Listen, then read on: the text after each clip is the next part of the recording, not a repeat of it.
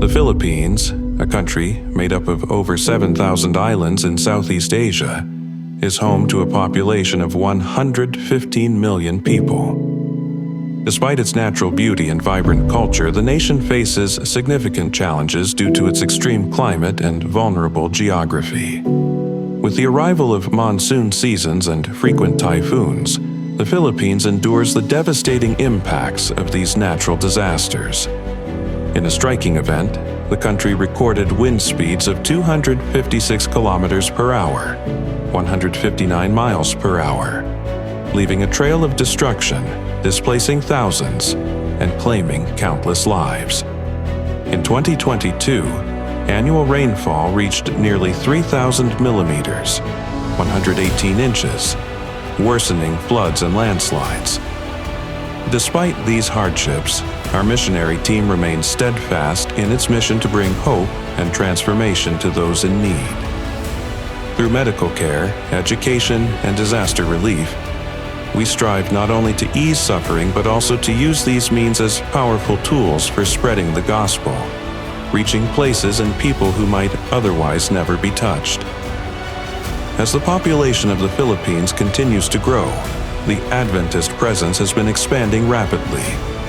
In Mindanao alone, the church recorded an impressive 44% growth from 2017 to 2021. Today, there are more than 4,000 Adventist congregations across the archipelago, testifying to the spread of the message of hope amid challenges. But those who wait on the Lord shall renew their strength. They shall mount up with wings like eagles. Isaiah 40:31. This is the mission of Adventist World Aviation.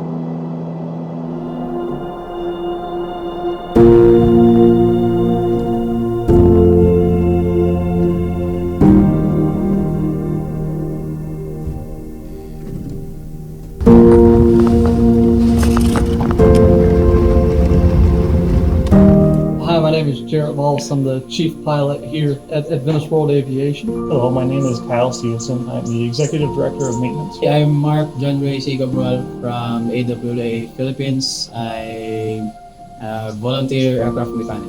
I'm Mr. Ronnie Pidakan. I'm 64 years old.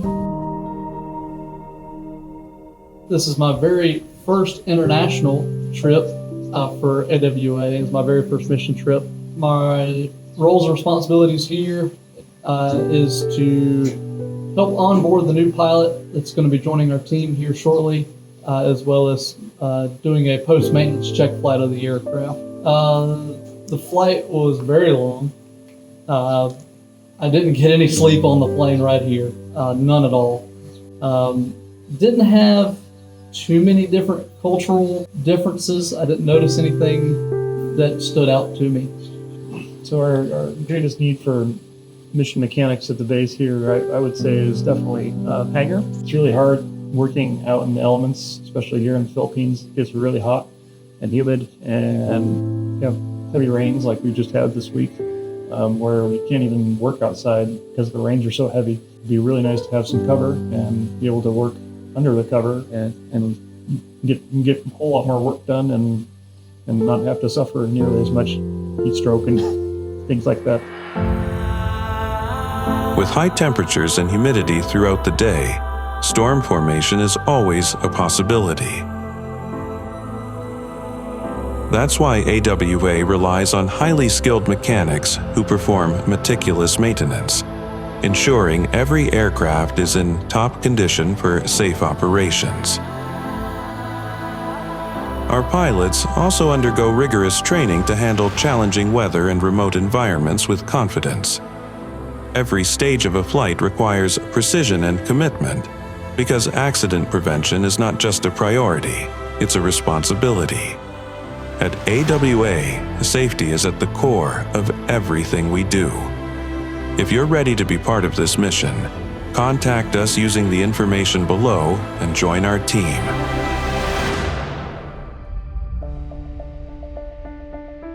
As a mechanic station here in our Philippines project, my sole task is to keep our aircraft airworthy so that our pilot and our patients who are our first customers in our service, they can fly and land safely. So my role as a project manager is to plan for whatever ministry that we can have. Of course, we will prioritize our mission of doing medical evacuation for patients from nearby island, because as you know that Palawan is composed of several islands. The good news or the good thing about these islands is that these islands have a short runway. So the reason why it's very useful that we have an airplane that we can use during medical evacuation, as we know that during emergency, the element of time is very important. So when the patient, we will get the patient from nearby islands, and then we'll bring them to Puerto Princesa where they can get legit medical attention, as we have several hospitals here in Puerto Princesa. Unlike airports in small towns or large urban centers, the landing strip at AWA's base in the Philippines requires specialized training due to its smaller size and specific operating conditions. The shorter runways demand greater precision during both landing and takeoff, with additional care in approach and speed. Furthermore, to ensure a safe and efficient flight, the aircraft undergoes specific adjustments, adapting to the local conditions and runway type. In the most remote regions, where access to healthcare is a daily challenge, AWA will play a crucial role, working closely with medical teams to transport patients to the nearest hospitals. This air transport will provide a vital solution, allowing patients to receive essential care that would otherwise be inaccessible. But this mission will go beyond simple rescue. It will be a growing commitment, with our impact becoming increasingly evident. With each flight, we will carry not only patients, but also hope and a new chance at life. So yeah, here in the Philippines, we have a Cessna 182. It is one of our Pathfinder planes. It's the yellow, blue, and gray striped plane. It's got a special engine in it that is a kind of what we call an aftermarket STC, which is a supplemental type certificate, but it's a way you can modify an airplane legally. Gives the airplane more power so that it can take off shorter distances and fly at faster speeds, and also has what's called a special another STC kit on it for STOL. It's called a short takeoff and landing. So that allows it to land on shorter runways and also take off faster as well as the engine. But typical things, we're looking for corrosion because we're in a pretty highly corrosive environment. Thankfully, that plane was pretty well prepared before it came here, so it's doing really well as far as corrosion control goes. I found some minor spots, but nothing big. Other common things are just, like the hot, humid environment like we have here, the cable tensions are usually something you always want to check, and I did check them this time and they were low typically, so we adjusted those, but nothing really major this time around, just regular inspections and regular maintenance, servicing the engine, oil changes, fluid changes, all that. That's what we are doing. But now, because our pilot is still on training, we are on a standstill. But we will not stop there because we are planning for some evangelism, as it is also our mandate to be a part of the preaching of the gospel. We don't have any medevac flights because our pilot who is stationed here is there in his training. While flights are on a hiatus, I am maintaining the aircraft and doing some engine run-ups every month to keep the oil circulating inside the engine, and also doing preventive maintenance such as destroying the wasp nest inside the engine, taking some wildlife nearby the aircraft, and putting some lubrications on the flight controls to keep it from corrosion. The Philippines is located within the Pacific Ring of Fire and along the typhoon belt, making it highly vulnerable to extreme weather events. Every year, around 20 typhoons hit the archipelago, with at least 5 to 7 causing significant damage. Puerto Princesa, on the island of Palawan, is usually spared from the worst storms, but when torrential rains strike, the impact can be devastating. In events like these, the rainfall within just 24 hours can exceed an entire month's average. During these storms, entire communities can become isolated. Flash floods turn roads into rivers, and ground access becomes impossible. This is when mission aviation becomes essential, delivering supplies, medical evacuations, and hope to those in desperate need. So the monsoons, the rains, when somebody in America tells you it's raining outside, and that's nice. But here, when it's raining, it is rain. It is buckets, pouring buckets. And this monsoon was all 3 or almost 4 days long, and it was about 13 inches of rain in 24 hours. So that's a lot. We had local flooding. The runway was a river. And of course, it makes it really hard to go out and do anything to the plane because it is literally pouring buckets of rain on it. As we all know, Philippines are prone to extreme or severe weather conditions. When it is not raining so hard, also the sun is scorching hot. And that's why for here in our project base here in the Philippines, we are in dire need of a hangar to protect also our aircraft, to keep it flying safely, and also as mechanic and our chief mechanic, whenever he's around, we can work without any miscellaneous variables affecting us. And also recently, because of the monsoon that is here in our local base and around the municipality of Aborlan here in Palawan, I'm not limited by the task that I am told to just maintain our aircraft, but also as part of our ministry and AWA, we are encouraged to do some ministry or community outreach.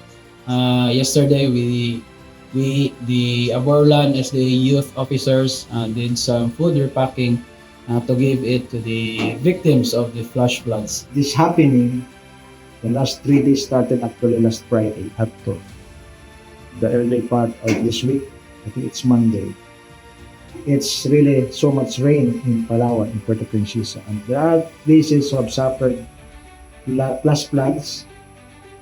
Of course, not everyone, but there are places who have suffered. So, with the young people, with the leadership of the district pastor and the young people here, we help the group by providing the transportation. We use our vehicle in bringing those goods to the members of the church, and hopefully this will not happen again. But as we know that in the last days, since this happening, this catastrophe will be very extensive. So we just prepare for it. But we are praying that since this part of the year is already summer here in Palawan, the Philippines, but it's still raining. So there's really the effect of the climate change. And so we will just be ready to help. So by next week also, if we can slice a budget from our resources at AWA in the Philippines, we can also provide some drinking water, some foods, or probably groceries. We will just slice a small budget for that. It's a small, but hopefully by God's grace, it can make just a small difference. Infant mortality and neonatal health complications remain critical public health concerns in remote communities, where access to specialized medical care is scarce. Many preventable conditions, such as neonatal infections, malnutrition, and birth-related complications, continue to pose significant risks due to the lack of proper maternal education and healthcare infrastructure. To address this urgent need, volunteer nurses from Adventist World Aviation have launched a structured maternal and neonatal care training program. This initiative equips mothers and fathers with essential knowledge on newborn care, emphasizing evidence-based practices in neonatal hygiene, breastfeeding techniques, proper nutrition, early illness detection, and basic first aid. By empowering parents with these life-saving skills, the program aims to significantly reduce the incidence of preventable infant illnesses and improve overall child health outcomes. So for the plan for this year, to start with, we are planning to do or invite some mothers nearby houses here around the vicinity of AWA that we will conduct a mother's class. What is a mother's class? This mother's class will last for about quarter, and then we will leave it up on the next quarter as level taught, providing them certificates, and then we will do some training on how to take. For example, they have some babies, small babies. We will do some training. We'll bring some nurses from at our hospital to do some training on how to take the care of the baby, taking bath of the baby, and then something like we will also do some lectures about cooking foods for the baby. We can bring them to the church, doing the lecture in that place, but the people around, bring them to the church and they have already the religion. There is something like prejudice, or I have already my church, or my church. So this is a neutral ground, and we are also aiming that AWA will be a center of influence in this low part of Pambulan. One more thing is that hopefully we can also cater the fathers, not only the mothers, but also the fathers, because in the program there is something like livelihood training also. There's also a part of mental health assessment for the young people. Mission aviation plays a critical role in providing humanitarian aid, medical support, and spiritual outreach in remote regions. However, beyond the logistics and technical expertise required for such operations, the heart of this mission lies in the dedication and calling of those who serve. Pilots, mechanics, and medical professionals involved with Adventist World Aviation are not merely executing a task. They are driven by a deep commitment to service, often leaving behind personal comforts to bring hope and relief to isolated communities. Their motivation extends beyond professional duty.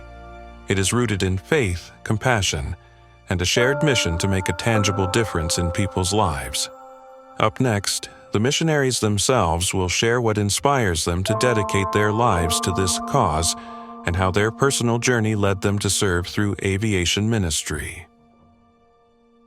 I think a lot of my inspiration comes from the fact that I'm using my talents to help further God's work. That's kind of my main drive. That and coming to the mission field and seeing the differences between here and the U.S. it's a stark difference. As well as just using my skills to help keep a machine, an airplane running that's helping to save lives. It really makes you feel good. I've really enjoyed the experience of coming out here to the Philippines, seeing the mission field and seeing what our missionaries are doing on a day-to-day basis. It brings a whole new perspective of what AWA is doing. Also, in my case, from my childhood days and as also a active pathfinder, I can do both serving God at the same time as an aviation enthusiast, I'm also working on aircraft, so that's why I'm so blessed to be part of AWA because I can do both at the same time. And also, by serving God in this ministry and using also my God-given skills and talents that was given by God, I can further support the ministry, not only just supporting the aviation side, but also doing some community outreach and helping others, not only in financial and logistics, but also in their spiritual needs. I have that, passion of giving reading glasses to senior citizens. Actually, it's not only senior, but 40 and above. Because when you, here in the Philippines, when you distribute some tracts, magazines, usually the answer would be, oh, I cannot read. Why? Because I have no reading glass. So just to have a solution for that problem, because they will not accept what you are giving them, drugs, reading materials, because they cannot read, it's useless for them. So we get a solution that we will give them reading glasses. So this is also part of the plan that I have submitted to Pastor David. We will be just sponsoring 50 pesos or $1 per reading class. And we are targeting about 50 persons per month. And with that, we will also visit churches, monthly visitation every month. So this coming February, we are scheduled to go to Nara. I have already the list of the people who will be given the reading glasses. And then we will also distribute them some tracts for him to read. They have no more reason that, oh, I will not accept them because I cannot read. Now I can read, but you give me the tract. So hopefully with these reading materials, we can read the love of Jesus. And then for the whole year, if we have something like 50 recipients in a month times 12, it's a good number. And so our target also is to visit one church per month, so that will be 12 churches in Europe. Serving in mission aviation requires more than technical expertise. It demands resilience, adaptability, and commitment to service. The challenges of operating in remote locations go beyond piloting aircraft or maintaining aviation systems. They also encompass navigating through difficult terrain, managing limited resources, and adapting to unpredictable weather conditions. The aviation professionals must be prepared for the physical demands of the job, but also for the emotional and mental challenges that come with being far from home, family, and the comforts of daily life. In addition to the technical aspects, mission aviation workers face the complexities of cultural adaptation. Each mission field is unique, and understanding the cultural nuances of the communities you are serving is essential to building trust and fostering meaningful relationships. Whether it's understanding local customs, communicating effectively in a different language, or navigating community dynamics, the ability to connect and engage with people in a respectful and empathetic manner is key to successfully carrying out the mission. The human ability to positively impact the lives of others is not a power that comes from within us. It is a divine gift from God. Time and again, we may find ourselves wondering how we can contribute meaningfully to the missionary work when we feel that our resources are limited. However, the most important question we should be asking is not how much we have, but whether we are willing to dedicate whatever we have, no matter how small, for the glory of God. Being a missionary is far more than just a title. It is a calling, a way of life that demands a deep commitment to service and sacrifice. It means living with purpose, dedicating every day to serving others, and recognizing that our actions, no matter how humble they may seem, can make an eternal difference. We work with determination and trust, knowing that our efforts, when united with God's power, will bear fruit in ways we could never imagine. Each day, we dedicate our projects, our missionaries, and our supporters to God, understanding that only by His strength can we fulfill the mission He has entrusted to us. Our achievements on this earth, though important, are just stepping stones to something far greater, an eternal impact on the lives of those we serve. While the resources we use may be temporary, the lives we touch and the legacy of our work will last forever. Our expansion into more than 5 countries is a testament to the incredible work God has done through the Adventist World Aviation team, and it has brought immense joy not only to the members of AWA but also to the entire Seventh-day Adventist Church.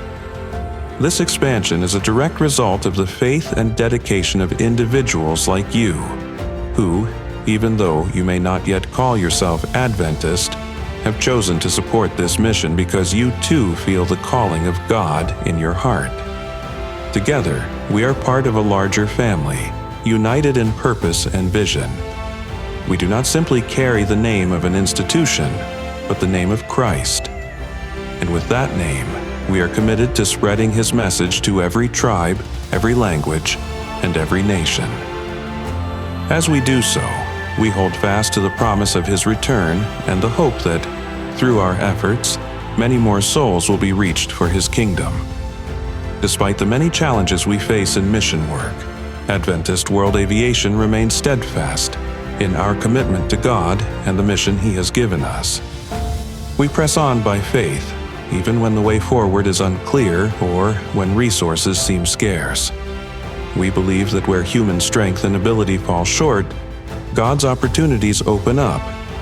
His power works most mightily in our weakness, and that is where we see His hand at work in incredible ways.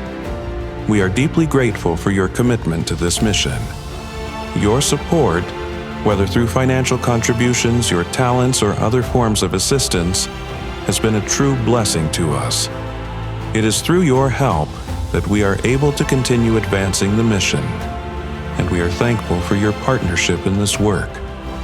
Our desire is not for personal gain or recognition, but for the love of those who have yet to hear the everlasting gospel, and for the hope that many will come to know Christ. We invite you to consider further involvement, whether by volunteering or making a donation to support this vital work.